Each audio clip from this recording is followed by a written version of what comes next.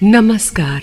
लंका कांड में अभी तक आपने सुना समुद्र पर सेतु बांधकर राम, लक्ष्मण, हनुमान, सुग्रीव, नल, नील आदि संपूर्ण वानर सेना सागर पार पहुंच गई।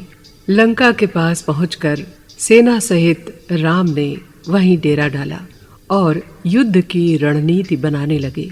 इसी बीच रावण का दूत शुक का रूप रखकर दूत की तरह उनकी सेना में पहुंचा और संपूर्ण सेना का हालचाल जानकर सुग्रीव से कहा कि तुम युद्ध में रावण के विरुद्ध मत लड़ो। लेकिन वानरों ने उसे पकड़कर अधमरा कर दिया।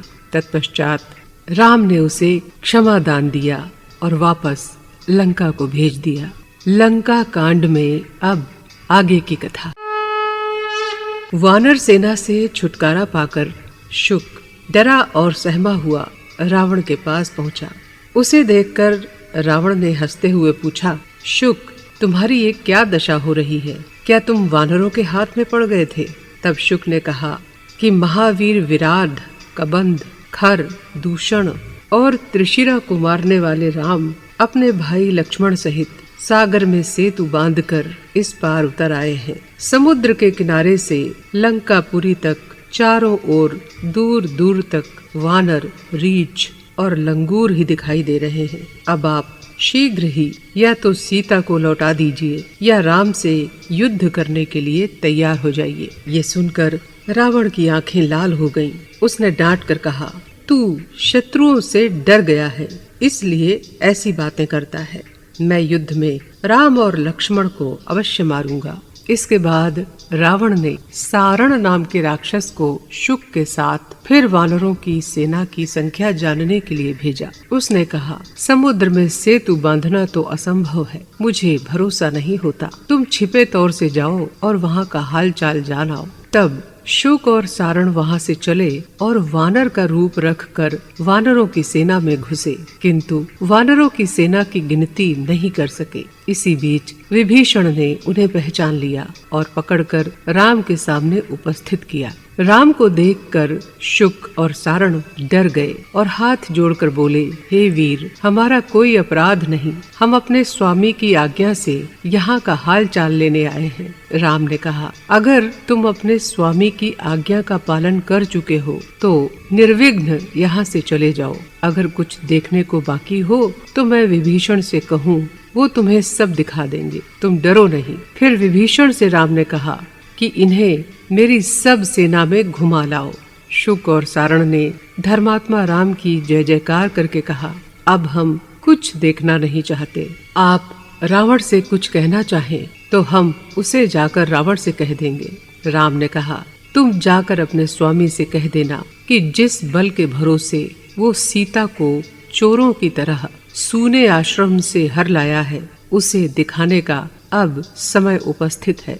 मैं कल सवेरे ही लंकापुरी पर आक्रमण करूंगा। शुक और सारण राम को प्रणाम करके वहां से लंका को लौट गए और जाकर रावण से अपने पकड़े जाने और राम के द्वारा छोड़ दिए जाने का सारा हाल कह सुनाया। सारण ने कहा, महाराज, मैंने ये अनुभव किया है कि राम, लक्ष्मण, सुग्रीव और विभीषण ये चारों जने ही लंका का विध्वंस कर सकते हैं और चारों की भी आवश्यकता नहीं। केवल राम ही के पास ऐसे दिव्य अस्त्र और शस्त्र हैं कि वो अकेले ही सब राक्षसों का विनाश कर सकते हैं, इसलिए उनसे विरोध करना उचित नहीं जान पड़ता। सारण की बातें सुनकर रावण क्रोधित हो गया और बोला, तू शत्रु की सेना की संख्या देखकर डर गया है, इसलिए कायरों की तरह सलाह देता है। ये कहकर सारण को साथ लेकर रावण अपने आकाश से बातें कर रहे ऊंचे महल पर चढ़ गया और सारण से वानर यूथपों का परिचय पूछने लगा। शुक और सारण को विदा करके रावण ने एकांत में अपने मंत्रियों को बुलाया और अब क्या करना चाहिए इस विषय में बहुत देर तक उनसे सलाह करता रहा। फिर विद्युजिह्व नाम के एक मायावी राक्षस को बुलाया। उससे कहा, तुम माया से राम का कटा हुआ सिर और धनुष बाण तैयार करो, मैं वही दिखाकर जानकी को मोहित और अपने अनुकूल बनाऊंगा। विद्युजिह्व ने तुरंत आज्ञा का पालन किया और शिर और धनुष बाण को देखकर रावण बहुत प्रसन्न हुआ। वो उसी समय शिर और धनुष बाण को लेकर अशोक वाटिका में सीता के पास पहुंचा। जानकी दीन भाव से सिर झुकाए राम के ध्यान में बैठी थी। रावण ने वो सिर सामने रखकर कहा, सीता, मैंने तुमको बहुत समझाया पर तुम नहीं मानी। देखो, जिसके बल से तुम मेरा अनादर करती थी वही तुम्हारा स्वामी युद्ध में मेरे हाथों मारा गया। मैं तुम्हारे विश्वास के लिए राम का कटा हुआ सिर लाया हूँ। लक्ष्मण और सुग्रीव भाग गए। अब तो मेरा कहना मानो और मुझे स्वीकार करो। जानकी राम के सिर और धनुष को देखकर व्याकुल हो उठी और विलाप करने लगी। इसी बीच द्वारपाल ने आकर रावण से कहा कि सेनापति प्रहस्त सेवा में उपस्थित है। ये सुनकर रावण उसके साथ अशोक वाटिका से चला गया। सरमा नाम की एक राक्षसी जानकी की प्रिय सखी थी। उसने सीता को दुखी देखकर कहा, तुम चिंता न करो, ये सब राक्षसी माया है। राम को कोई मार नहीं सकता। मायावी रावण ने तुम्हें अपने वश में करने के लिए ये सारा प्रपंच रचा है। रावण ने भेद लेने के लिए अपने गुप्तचरों को भेजा है। उन्होंने आकर जो समाचार दिया है उससे रावण घबरा उठा है। लंका में युद्ध की तैयारियां हो रही हैं। वो सुनो, युद्ध का नगाड़ा बज रहा है। अभी युद्ध आरंभ नहीं हुआ, निश्चय ही इस युद्ध में राम की विजय होगी। शर्मा की बातें सुनकर जानकी को भरोसा हो गया कि ये रावण की माया है। सीता ने शर्मा से कहा, तुम मेरी प्रिय सखी हो, इस उपकार के लिए मैं तुम्हारी चिर कृतज्ञ रहूंगी। तुम जाकर ये पता लगाओ कि रावण क्या सलाह कर रहा है। शर्मा ने उसी समय रावण के मंत्रणा गृह में जाकर छिपकर सब बातें सुनी और फिर लौटकर सीता को सब बताया। इधर रावण ने अपने मंत्रियों से जब पूछा कि क्या करना चाहिए, तब उसके मंत्री सुचतुर वृद्ध माल्यवान नाम के राक्षस ने कहा, राजन, जो राजा 14 विद्या अच्छी तरह जानता है और नीति संगत कामों को करता है वो चिरकाल तक ऐश्वर्य भोगता है। जो ठीक अवसर पर शत्रु से मेल या युद्ध करता है, जिसकी दृष्टि अपने पक्ष की वृद्धि पर रहती है, वही ऐश्वर्यशाली होता है।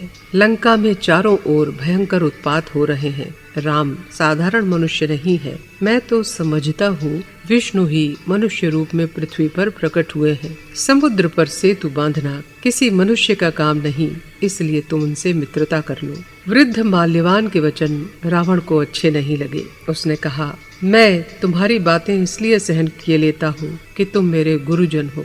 इसके बाद रावण ने युद्ध करने का ही निश्चय किया और लंकापुरी की रक्षा का भार अपने श्रेष्ठ वीरों को सौंपा। प्रहस्त को पूर्व द्वार में, महापार्श्व और महोदर को दक्षिण द्वार में, मायावी इंद्रजित को पश्चिम द्वार में नियुक्त किया। उत्तर द्वार, जिधर राम की सेना थी, उसकी रक्षा का भार रावण ने स्वयं लिया। विरूपाक्ष को नगरी के भीतरी हिस्से का भार सौंपा। इस प्रकार मोर्चे बंदी करके रावण अपने अंतःपुर में चला गया। इधर सुग्रीव ने भी अपनी सेना को जगह जगह नियुक्त किया। तब विभीषण ने कहा, राघव, मेरे चारों साथी मेरी आज्ञा से गुप्त रूप से लंका के सारे हाल जानकर अभी लौटे हैं। रावण ने जब अपने भाई कुबेर से युद्ध किया था, तब 60 लाख राक्षस उसके साथ आए थे। अब तो लंका में ही उसे लड़ना है, इसलिए और भी अधिक सेना होगी। मैं आपको निरुत्साह करने या डराने के लिए ये बात नहीं कहता। आपके दिव्य अस्त्र शस्त्रों के लिए इतनी बड़ी सेना का विनाश कर डालना कोई बड़ी बात नहीं। तब राम ने कहा, अब मेरी सम्मति ये है कि सेनापति नील पूर्व द्वार पर चढ़ाई करें, युवराज अंगद दक्षिण द्वार पर युद्ध करें, हनुमान पश्चिम द्वार को तोड़ने का प्रयत्न करें और मैं स्वयं ही दुष्ट रावण का वध करने के लिए प्रस्तुत हूँ। इसलिए लक्ष्मण के साथ उत्तर द्वार में रावण से युद्ध करूंगा। सुग्रीव, जांबवान और विभीषण, ये तीनों लोग बीच के मोर्चे पर आक्रमण करेंगे। हम लोगों का परस्पर ये संकेत रहा कि वानर लोग मनुष्य का रूप न धारण करेंगे, वानर रूप से ही युद्ध करेंगे। हम दोनों भाई मित्र विभीषण और उनके चारों साथी मनुष्य रूप से लड़ेंगे। इस प्रकार निश्चय करके लंका की ओर बढ़ते हुए राम वानर सेना सहित सुबेल पर्वत के शिखर पर चढ़ने के लिए उद्यत हुए। सुबेल पर्वत के शिखर पर पहुंचकर सबने देखा रावण की लंकापुरी जैसे आकाश में बनी हुई है। उसके फाटक बहुत बड़े और ऊंचे हैं। उसकी ऊंची चहारदीवारी पर राक्षसों की दूसरी दीवार सी बनी हुई है। इसी बीच सूर्य अस्त हो गए और आकाश में चंद्रमा उदय हुआ। वानरों की सेना वहीं विश्राम करने लगी। दूसरे दिन वानरों की सेना ने मोर्चाबंदी की। संध्या के समय सुग्रीव ने देखा कि पुरी के फाटक पर स्वयं रावण खड़ा हुआ है। रावण को देखते ही सुग्रीव को इतना क्रोध आया कि बल और उत्साह से उत्तेजित होकर वो अचानक छलांग मारकर रावण के पास पहुंच गए। सुग्रीव ने जाते ही अचानक उसके सिर से मुकुट खींचकर धरती पर फेंक दिया और बोले, मैं अयोध्यानाथ रामचंद्र का सखा और दास सुग्रीव हूँ। आज तू मेरे हाथ से जीता नहीं बचेगा। दोनों में महायुद्ध होने लगा। कभी सुग्रीव रावण को, कभी रावण सुग्रीव को नीचे पटक देते थे। सुग्रीव ने रावण को जब पस्त कर दिया तब रावण ने माया से काम लेना चाहा। ये देखकर सुग्रीव छलांग मारकर फिर राम के पास लौट आए। राम ने सुग्रीव को गले लगाकर कहा, मित्र, तुमने मुझसे सलाह किए बिना ही ये साहस का काम कर डाला। अब कभी ऐसा मत करना। यदि दैव संयोग से तुम्हारा कुछ अनिष्ट हो जाता तो मैं जानकी को लेकर क्या करता। सुग्रीव ने कहा, राघव, मैं अपने बल और पराक्रम को जानता हूँ, इसीलिए आपके शत्रु रावण को देखकर मुझसे रहा नहीं गया। इसके बाद राजनीति के अनुसार विभीषण के कहने से राम ने राजकुमार अंगद को अपना दूत बनाकर रावण की सभा में भेजा। अंगद राम की आज्ञा पाकर रावण की सभा में उपस्थित हुए और रावण को अपना परिचय देकर कहा, राक्षस राज, मैं अयोध्यानाथ रामचंद्र का दूत और वानरों के राजा बाली का पुत्र अंगद हूँ।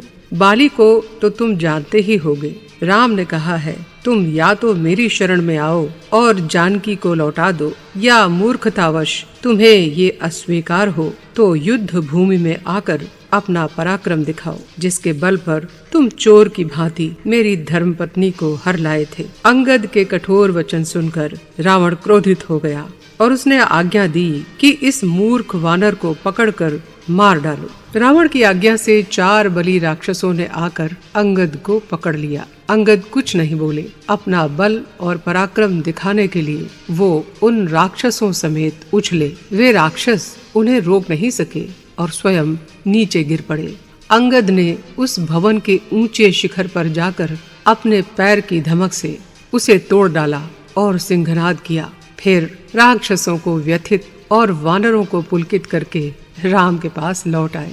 राम ने उनका अभिनंदन किया। उधर रावण ने जब देखा कि वानर लंकापुरी के द्वार तक पहुंच गए हैं तो युद्ध के लिए आज्ञा दे दी। राक्षस सेना भी हाथी, घोड़ों, रथ, खच्चर आदि पर सवार होकर तरह तरह के अस्त्र शस्त्र लेकर युद्ध करने के लिए चली। दोनों सेनाएं परस्पर भिड़ गईं और घोर युद्ध होने लगा। जब अनेक वीर राक्षस मारे गए तब इंद्रजित ने आकर वानरों का विनाश करना आरंभ किया। इंद्रजित से लड़ने के लिए अंगद चले। बहुत देर तक दोनों में युद्ध हुआ। इंद्रजित जब अंगद से परास्त हुआ तो वो माया के बल से आकाश में अदृश्य हो गया। ब्रह्मा के वरदान और माया के बल से उसमें वो शक्ति थी कि वो आकाश में छिपकर प्रहार कर सकता था। उसने अपने पैने तीक्ष्ण बाणों से वानर सेना का संहार करके अंगद को मूर्छित कर दिया। इसके बाद उसने नागपाश से राम और लक्ष्मण को बांधने का विचार किया। उसने राम और लक्ष्मण के शरीर में इतने बाण मारे कि उनके शरीर फूले हुए ढाक के समान दिखाई पड़ने लगे। इंद्रजित जो बाण मारता था वे नाग होकर राम और लक्ष्मण के शरीर से लिपट जाते थे। राम के शरीर में तिल भर भी ऐसी जगह नहीं थी जहां इंद्रजित के बाण न लगे हों। राम निश्चेष्ट और मूर्छित होकर पृथ्वी पर गिर पड़े। थोड़ी देर बाद लक्ष्मण की भी यही दशा हुई। ये देखकर सुग्रीव, विभीषण आदि वीर बहुत दुखी हुए। इंद्रजित अपने दुष्कर कार्य से बहुत प्रसन्न हुआ और उसने राम और लक्ष्मण को मरा हुआ समझकर सिंहनाद किया। फिर लंकापुरी को लौट आया और रावण को सारा वृत्तांत बताया। रावण ये सुनकर बहुत प्रसन्न हुआ और इंद्रजित को गले लगा लिया। फिर इंद्रजित को विदा करके रावण ने सीता की रक्षा करने वाली राक्षसियों को बुलाया और उनसे कहा, तुम सीता से जाकर कहो कि राम और लक्ष्मण को मेरे वीर पुत्र ने समर में मार गिराया है। पुष्पक रथ में बिठाकर युद्ध भूमि का दृश्य उन्हें दिखा लाओ। राक्षसियां पुष्पक विमान पर सीता को बिठाकर युद्ध में ले गईं। जानकी ने देखा वानर सेना का विनाश हुआ है और राक्षस सेना अत्यंत प्रसन्न तथा संतुष्ट है। वानर वीर दुख से कातर होकर राम और लक्ष्मण के पास बैठे हैं। राम और लक्ष्मण अचेत होकर शरशैया पर पड़े हैं। राम लक्ष्मण की ये दशा देखकर सीता करुण स्वर में विलाप करने लगी। सीता को विलाप करते देख त्रिजटा राक्षसी ने कहा, देवी तुम दुख न करो। यदि तुम्हारे पति जीवित न होते तो ये दिव्य पुष्पक विमान कभी तुमको ग्रहण नहीं करता। मैंने कभी तुमसे झूठ नहीं कहा, तुम स्वयं देख लो। इन दोनों वीरों की श्री और तेज वैसा ही बना हुआ है। जो मनुष्य मर जाता है उसके मुख का तेज भी नष्ट हो जाता है। मायावी मेघनाद ने इन्हें नागपाश से बांधकर केवल अचेत किया है। त्रिजटा के समझाने पर जानकी को कुछ धीरज हुआ। इधर दृढ़ देह और अलौकिक बल के कारण राम को धीरे धीरे होश आया। वो लक्ष्मण की दशा देखकर अपने कष्ट को भूल गए और लक्ष्मण के लिए चिंतित होकर विलाप करने लगे। इसी बीच सबने आश्चर्य के साथ देखा कि अपने पंखों की हवा से आंधी सी उड़ाते हुए गरुड़ वहां उपस्थित हुए। गरुड़ को देखते ही वे नाग जो राम और लक्ष्मण के शरीर को जकड़े हुए थे भाग खड़े हुए। गरुड़ ने राम और लक्ष्मण के अंग को स्पर्श किया, जिससे सारे घाव भर गए और उनका तेज, बल, वीर्य, उत्साह पहले की तरह बल्कि पहले से दूना हो गया। राम ने उठकर गरुड़ से कहा, हम तुम्हारी कृपा से इस घोर विपत्ति से छूट गए हैं। तुम कौन हो? गरुड़ ने कहा, मैं तुम्हारा सखा गरुड़ हूँ। इस संकट में तुम्हारी सहायता करने के लिए आया हूँ। इंद्रजित ने माया के प्रभाव से जिन बाणों से तुम्हें बांध लिया था उनसे मेरे सिवा और कोई तुम्हें नहीं छुड़ा सकता था।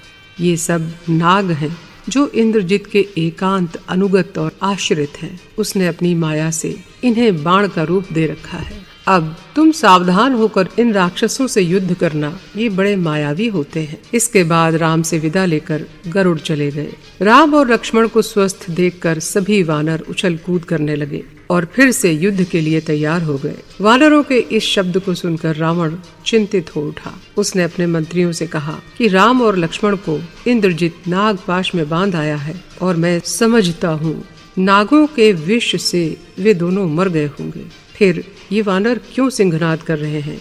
रावण की आज्ञा से राक्षसों ने जाकर देखा कि राम और लक्ष्मण नागपाश से मुक्त हो गए हैं। उन्होंने आकर सारा हाल रावण को सुनाया। ये बाण कभी निष्फल नहीं होने वाले थे, फिर भी ये निष्फल हो गए। तब अवश्य ही दैव हमारे प्रतिकूल जान पड़ता है। रावण ने चिंता की। रावण ने धूम्राक्ष नाम के वीर सेनापति को युद्ध करने के लिए भेजा। जैसे पतंगा आग में जलने के लिए चलता है, वैसे ही वो राक्षस राम और लक्ष्मण से युद्ध करने के लिए चला। हनुमान ने उसे थोड़ी ही देर में यमपुरी भेज दिया। तब रावण ने वज्रदंष्ट्र और अकंपन को युद्ध के लिए भेजा। ये दोनों राक्षस जाकर वानरों की सेना का विनाश करने लगे। तब अंगद क्रोध करके वज्रदंष्ट्र से जाकर भिड़ गए। वज्रदंष्ट्र ने वानरों के फेंके हुए वृक्षों और शिलाओं को फुर्ती के साथ अपने बाणों से काट डाला। ये देखकर अंगद ने उसके रथ को उठाकर पृथ्वी पर जोर से पटक दिया, जिससे वो चूर चूर हो गया। अब दोनों में बाहु युद्ध होने लगा। दोनों एक दूसरे पर भारी पड़ने लगे। अकंपन ने फुर्ती से अपने तीक्ष्ण बाणों द्वारा हनुमान के हाथ में ही उस वृक्ष के टुकड़े टुकड़े कर डाले। तब हनुमान बहुत बड़ी शिला उठाकर बड़े वेग से अकंपन की ओर दौड़े। अकंपन ने अर्धचंद्र बाण से उस शिला को काट कर गिरा दिया। क्रोधित हनुमान इस बार आंधी की तरह वेग से झपटे और अकंपन को उठाकर पटक दिया। उसे कुछ करने का अवकाश ही नहीं मिला। सब वानर हर्षित होकर हनुमान की जय जयकार करने लगे। अकंपन के मारे जाने से रावण क्रोध से कांपने लगा। तब प्रहस्त हाथ जोड़कर बोला, राजन, आप कई बार सलाह कर चुके हैं। मैंने और आपके भाई विभीषण ने सीता को लौटा देने की सलाह दी थी और सीता के न लौटाने पर युद्ध तो निश्चित ही था। आपने दान मान से सदा मेरा सम्मान किया है, इसलिए मैं आपकी आज्ञा का पालन करूंगा। ये कहकर प्रहस्त रथ पर सवार होकर युद्ध के लिए चला। उसे देखकर राम ने विभीषण से पूछा, ये कौन राक्षस है जिसकी बड़ी सेना है और देखने में भी तेजस्वी प्रतीत होता है? विभीषण ने कहा, ये प्रहस्त नाम का राक्षस रावण का मुख्य सेनापति है। इसके बाद बलवान वानरों ने सिंहनाद करके राक्षसों पर आक्रमण कर दिया। राक्षस भी वानरों पर खंग, शक्ति, शूल, बाण, मूसल, गदा, बेलन आदि तरह तरह के शस्त्रों की वर्षा करने लगे। एक ओर वृक्ष और पत्थर बरसाए जा रहे थे और दूसरी ओर तीक्ष्ण शस्त्रों का प्रयोग हो रहा था।